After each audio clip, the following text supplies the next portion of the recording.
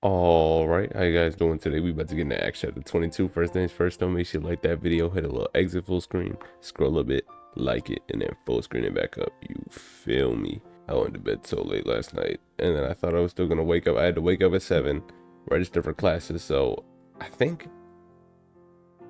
I went to bed at around 1:45.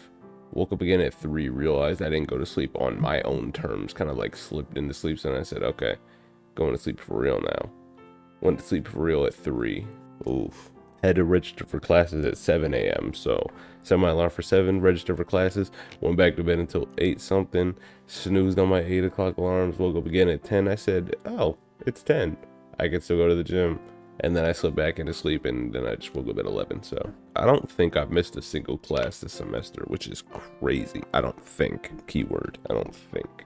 And because I woke up at 11, my first class starts at 12 on Monday, Wednesday, Fridays, which wasn't intentional. That's just the way my schedule fell.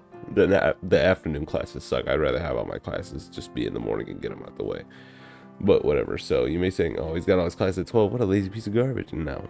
My new schedule, though, close to the same thing. I have Tuesdays and Thursdays completely free. I don't have class on Tuesdays and Thursdays, which is crazy.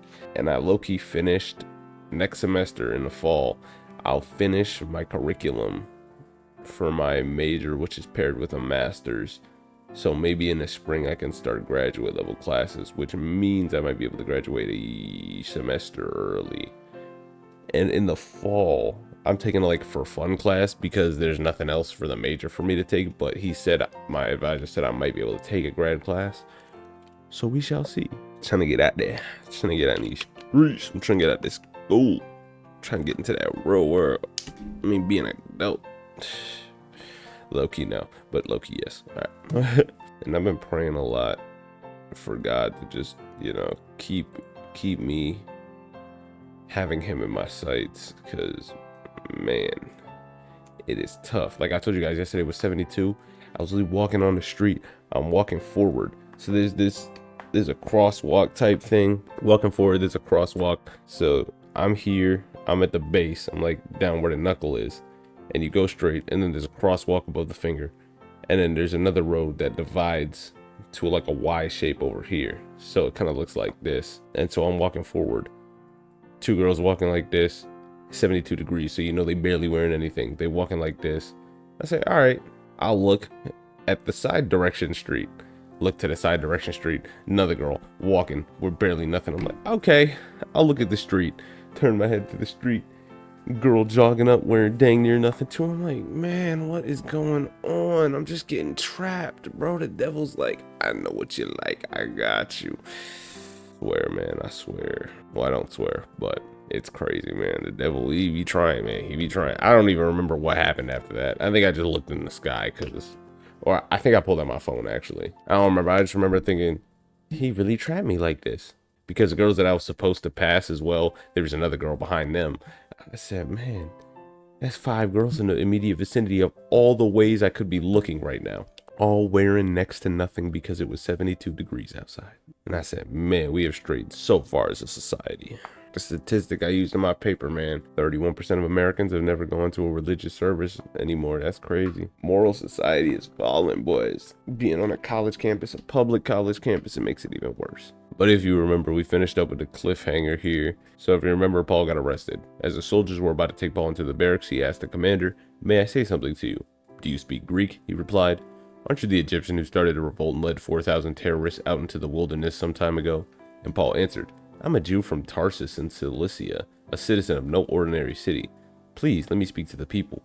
And after receiving the commander's permission, Paul stood on the steps and motioned to the crowd. When they were all silent, he said to them in Aramaic, and that's where we continue.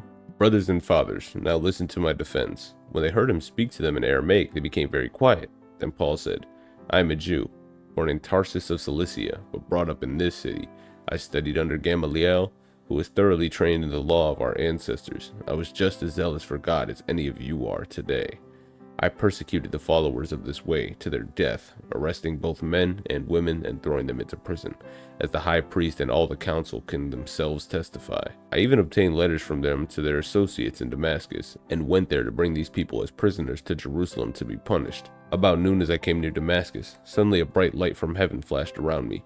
I fell to the ground and heard a voice say to me, "Saul, Saul, why do you persecute me?" "Who are you, Lord?" I asked. "I am Jesus of Nazareth, whom you are persecuting," he replied. My companions saw the light, but they did not understand the voice of him who was speaking to me. "What shall I do, Lord?" I asked. "Get up," the Lord said, "and go into Damascus. There you will be told all that you have been assigned to do." My companions led me by the hand into Damascus, because the brilliance of the light had blinded me. A man named Ananias came to see me. He was a devout observer of the law, and highly respected by all the Jews living there. He stood beside me and said, "Brother Saul, receive your sight." And at that very moment I was able to see him. Then he said, "The God of our ancestors has chosen you to know his will, and to see the righteous one, and to hear words from his mouth.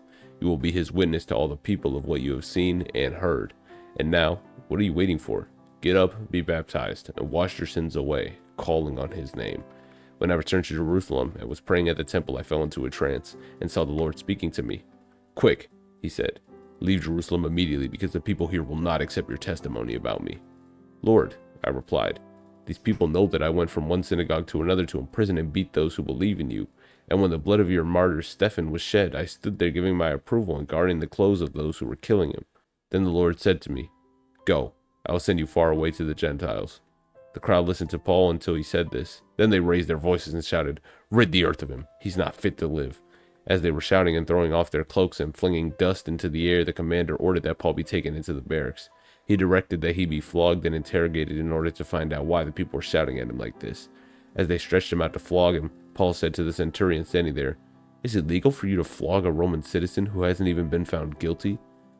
When the centurion heard this, he went to the commander and reported it. "What are you going to do?" he asked. "This man is a Roman citizen." The commander went to Paul and asked, "Tell me, are you a Roman citizen?" "Yes, I am," he answered. Then the commander said, "I had to pay a lot of money for my citizenship." "But I was born a citizen," Paul replied. Those who were about to interrogate him withdrew immediately, and the commander himself was alarmed when he realized that he had put Paul, a Roman citizen, in chains. The commander wanted to find out exactly why Paul was being accused by the Jews, so the next day he released him and ordered the chief priests and all the members of the Sanhedrin to assemble. Then he brought Paul and had him stand before them. See, I wonder if he tells Paul, "Quick," he said, "leave Jerusalem immediately, because the people here will not accept your testimony." And he says, "Go, I will send you far away to the Gentiles." I wonder if he works like this in our lives, telling us, "Yeah, this guy's not going to accept your testimony, but I can put you in front of somebody who will."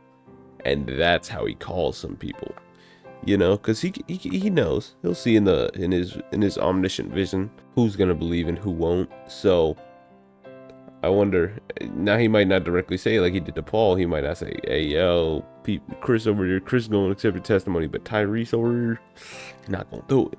Those are two very fictitious names. I don't know why I picked either of those. It's just the first names that came to my mind. Like we're told, gotta be ambassadors, gotta make disciples that make disciples. So then it's very important to God that we see to it, that he sees to it that we can make the people who can be disciples into disciples, rather than wasting our time on people he knows that aren't going to be not persuaded, but their heart's not going to be touched by the message until it's too late. So I wonder if I can find a sermon on it. I'll find a sermon. We shall see. All right, that's going to be the end of the chapter. I hope you guys have yourselves a fantastic rest of your day. Peace.